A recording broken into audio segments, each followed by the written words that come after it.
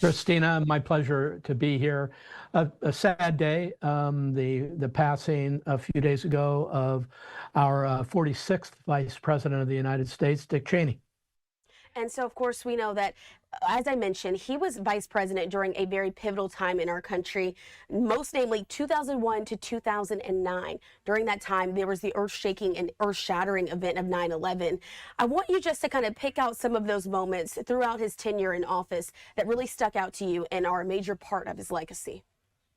Well, in addition to having been a White House Chief of Staff under Gerald Ford, a member of Congress from Wyoming, a vice president, a confidant of a President George W. Bush. This was a fellow who lived a magnificent life in many respects. He was former Secretary of Defense during that period that you refer to after the World Trade Center attack on the Pentagon, the war to remove Saddam Hussein from Kuwait. He was very involved in that. So he has this long history of service in Washington, D.C. He was quite conservative. I know that rankled people on the left, but he was a patriot, and he was somebody who I think George W. Bush has talked about as being totally loyal and gave him unvarnished advice whenever he asked for it. And so, Brian, as we're looking at some of these images from his time when he was serving there in the office of vice president, of course, there he is with the elder Bush as well when he served as the then defense secretary at the time. I have to ask you, during his time as vice president, was there any moment or any piece of legislation that he really stood in front of that made an impact on our time now and into the future? More, Christina, of his just steady belief in a national defense posture, a strong military. He was very involved, obviously, in the making sure that this was and is a safe country. And he did that through his entire time with both George Herbert Walker Bush when he was Secretary of Defense under the elder Bush, and when he was Vice President of the United States under George W. Bush. He was steady as a rock in terms of national defense. And again, that did not make his detractors very happy, but he was the kind of person that if you watched him closely, he didn't vacillate. He knew exactly what he thought was right for this country.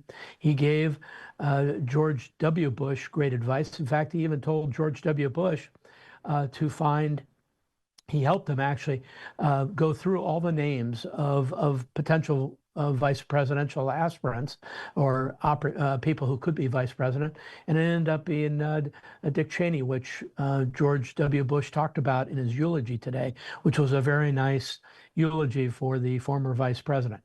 So it's more of a collective review, Christina, of his life in government, but it didn't change much. You didn't see opinions change a whole lot.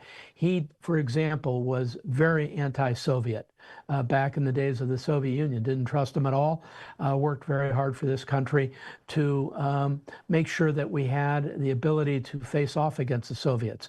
On down through time, he never moved from that position. He viewed the world as a potentially hostile place and viewed the United States as the bastion of freedom, and it needed to be defended. And he worked very hard with the military, and you could see him with various military figures there, including General Petraeus. So very, very long history defending this country, both as a Secretary of Defense, member of Congress, and Vice President of the United States.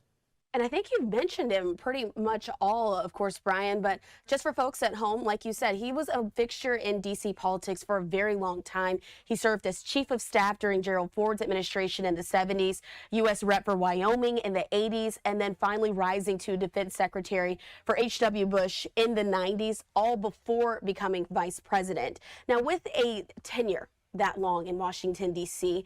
You spoke about how his strengths and the sense of how much he believed in national defense. How did that make his colleagues around him feel? And when it came to that election, when George W. Bush did select him to be his vice president, how did the general public look at Dick Cheney? Well, they had a mixed view in some cases of Dick Cheney. For some people, they become very uncomfortable when you have such an outspoken national defense about, is he going to really have his finger on the trigger all the time? But Dick Cheney was a very pragmatic politician, public servant. He knew very, very well what was going on in the world. And he was a very, very strong national defense person. That made him probably somebody who, again, was not a comfortable choice for a lot of people on the left or even center left who worry about America and the number of conflicts we've been in over the years. But, after the World Trade Center attacks, including the Pentagon, all bets were off, and it became a more tough global profile. And Dick Cheney, one would argue, was the right person for that job because he had so much knowledge. Now, it's also true he had his detractors. From 1995 to 2000, he was CEO of Halliburton, which was a huge multinational energy company. And so people felt like, oh, well, okay, he's going to continue to really talk strongly about national defense because in some ways that benefits a company like Halliburton. But he did 5 years with Halliburton, and that came back to haunt him from some people on the left. And but he wasn't the kind of person, Christina, who let that stuff bother him too much. He forged ahead. He took criticism very well, and believed in what he believed in and his mission. And you look back on a life that was as full as Dick Cheney's in service to the United States of America. And if you're fair, if one is fair, you have to nod to his great contributions to this great country.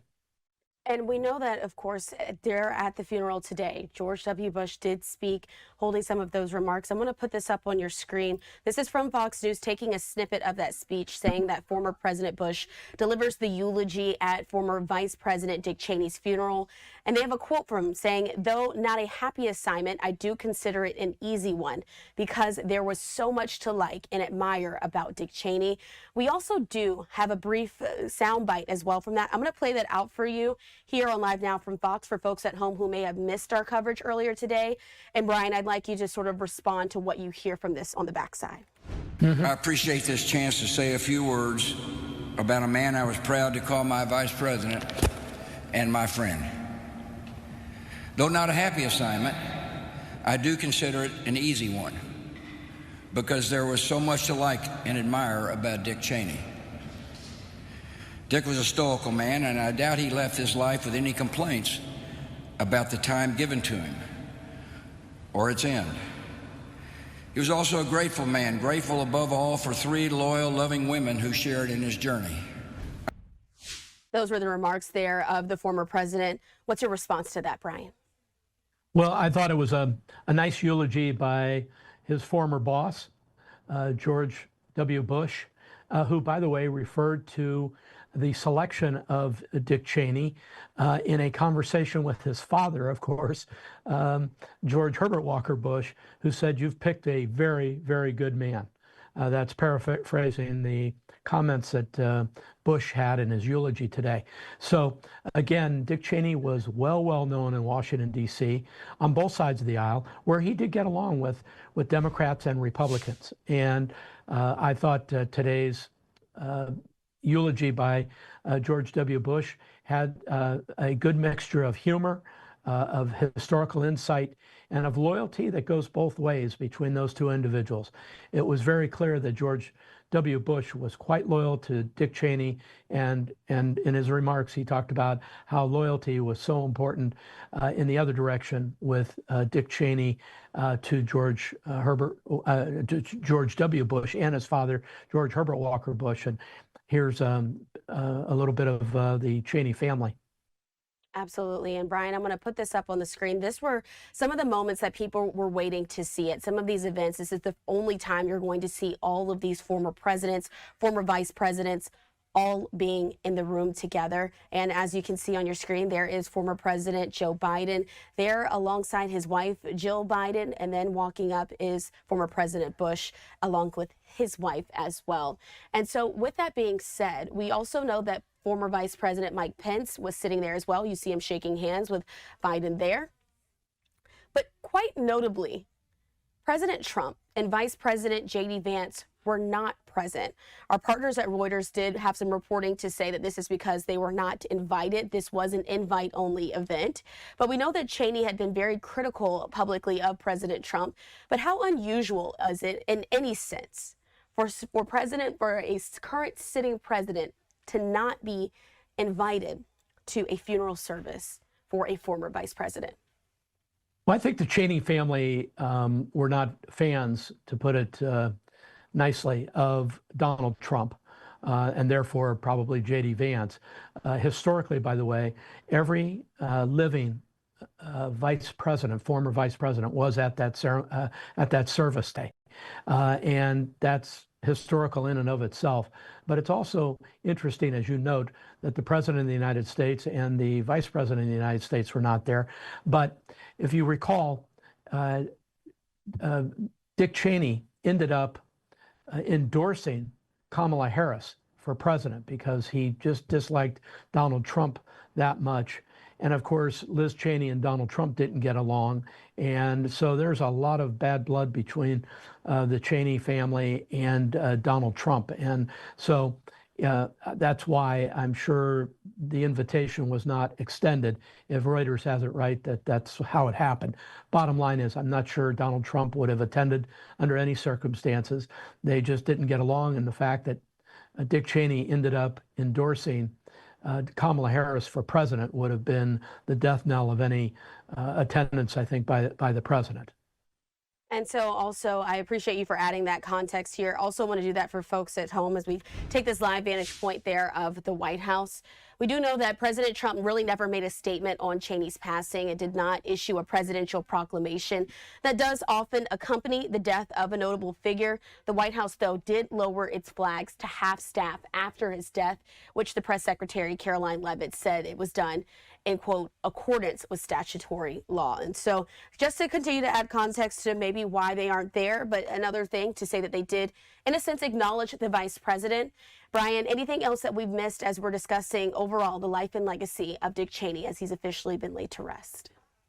Just that in American history, which I've spent a lot of time looking at, there were few people in the pantheon of Americans through the years that served for as long as Dick Cheney and in as many jobs as Dick Cheney had and as loyally as Dick Cheney did.